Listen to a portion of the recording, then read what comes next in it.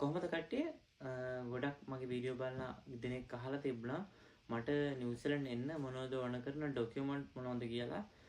මම ගොඩක් මේ කතා කරන්නේ මෙකැනිකල් ෆීල්ඩ් එකට එහෙම නැත්නම් ඉලෙක්ට්‍රිකල් ෆීල්ඩ් එකට අදාළ වෙන ඩොකියුමන්ට්. මොකද මම මේ ට්‍රේඩ් එකේ ඉන්න නිසා මම ඒ ට්‍රේඩ් එකට අදාළ වෙන ගොඩක් ඒ ට්‍රේඩ් එකට අදාළ වෙන ඩොකියුමන්ට් ගැන තමයි මම මේ අද කතා කරන්න කියලා හිතුනේ. හරි මම කතාවට එන්නම්. ගොඩක් දෙනෙක් මම කලින් කිව්ව විදිහට අහලා තිබ්බා මොනවද මට අවශ්‍ය කරපු ඩොකියුමන්ට් මොනවද මම හදාගත්ත යුතු ඩොකියුමන්ට් මෙහෙ එන්න කියලා. එතකොට මම මෙහෙ එන්න කලින් මම වැඩ කරේ තවත් රටක. මම වැඩ කළේ රුමේනියාවේ. එතකොට මට අවශ්‍ය වුණා මගේ එක්ස්පීරියන්ස් පෙන්වන්න පුළුවන් ඩොකියුමන්ට්, ඒ වගේම තමයි මගේ ක්වොලිෆිකේෂන් පෙන්වන්න පුළුවන් ඩොකියුමන්ට්. ඊට පස්සේ මගේ A level O level documents ඒ වගේ දේවල් මට අවශ්‍ය වුණා. මම එකින් එක කියන්නම් කොහොමද මම ඒව හදාගත්තේ කියලා.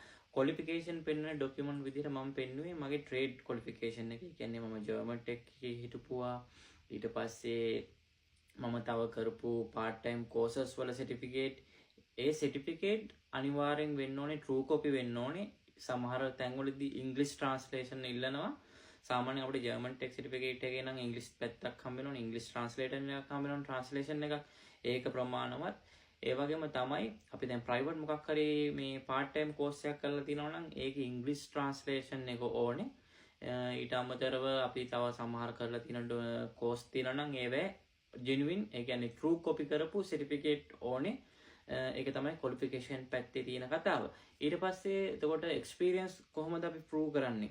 experience prove කරනකොට අපිට service letters හරි වැදගත්. ඒ වගේම තමයි salary sheet කියන එක හරි වැදගත්.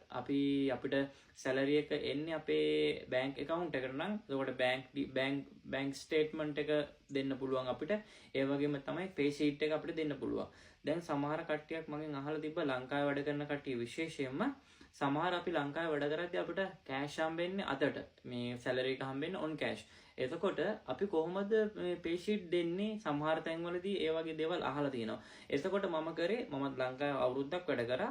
එතකොට මම කරපු දේ තමයි මම අපේ මේ කියන්නේ වැඩ කරපු workshop එකකින් letter එකක් ගත්තා.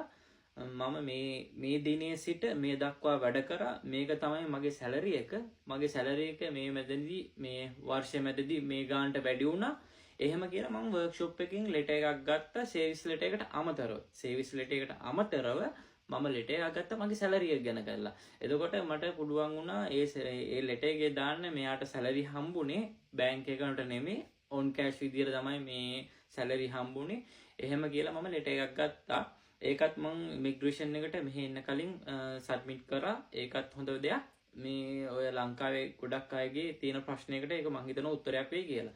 ඊට පස්සේ තමයි මට ඕන වුණා මගේ এডুকেෂන් පැත්ත. এডুকেෂන් ડોකියුමන්ට් කියන්නේ මම A level කරා, all level කරා, A level කරා. ඒවා ඉංග්‍රීසි ට්‍රාන්ස්ලේට් මම රුමේනියා යන්න කලින් දාලා තිබුණා. ඉතින් මම ඒ ටිකම ආපහු නිව්සීලන්ත එන්නත් යූස් කරා. ඒ වගේම තමයි පොලිස් රිපෝට්. පොලිස් රිපෝට් අනිවාර්යෙන් අවශ්‍ය කරනවා නිව්සීලන්ත එන්න. මම එනකොට නම් මට නිව්සීලන්ත එනකොට නම් පොලිස් රිපෝට් ඕන කරලා තිබ්බේ ලංකාවේදී විතරයි. ලංකාවේ පොලිස් රිපෝට් එක විතරක් ප්‍රමාණවත් වුණා මට. ඊට පස්සේ මම පොලිස් රිපෝට් එක අරගෙන ඒ වගේම ඉංග්‍රීසි ට්‍රාන්ස්ලේෂන් කරගත්තා ඒ පොලිස් රිපෝට් එක. සමහර කට්ටියට අහලා තියෙනවා මම මේ අලුතින් එන කට්ටියට රුමේනියන් පොලිස් රිපෝට් එකක් තියෙන්නේ. ඒ කියන්නේ ඉන්න රටේ දැන් අපි හිතමුකෝ ලංකාවෙන් ඕගොල්ලෝ ගිහලා වෙන රට වැඩ කරනවා කියලා. ඒ රටේ පොලිස් රිපෝට් එකක් ඕන කරනවා සමහර අවස්ථාවලදී. ඒක අරන් තියාගත්තොත් සෑහෙන වටිනවා. මොකද මම එහෙම කියන්නේ ඕගොල්ලෝ මෙහෙ ඇවිල්ලා අවුරුදු දෙකකදී ඕගොල්ලන්ට PR එක දාන්න උනහම අනිවාර්යෙන් ඒ පොලිස් රිපෝට් එක අදාළ වෙනවා. පොලිස් රිපෝට් එක අහනවා. එතකොට මෙහෙ ඇවිල්ලා ඒ රටේ පොලිස් රිපෝට් එක ගන්නවට වඩා හොඳයි ඕගොල්ලෝ එහෙ ඉන්න කාලෙදිම ඒ පොලිස් රිපෝට් එක අරන් තියාගන්න එක වැදගත් වෙනවා. මේ වගේ ડોකියුමන්ට් තමයි මට උමනා වුනේ. තව දෙයක් තමයි අනිවාර්යෙන් මතක් කරන්න ඕනේ. මෙහෙ එන්න තාමත් අපිට IELTS හෝ PTE අවශ්‍ය නැහැ. මෙහෙ එන්න අපිට තාමත් IELTS හෝ PTE අවශ්‍ය නැහැ.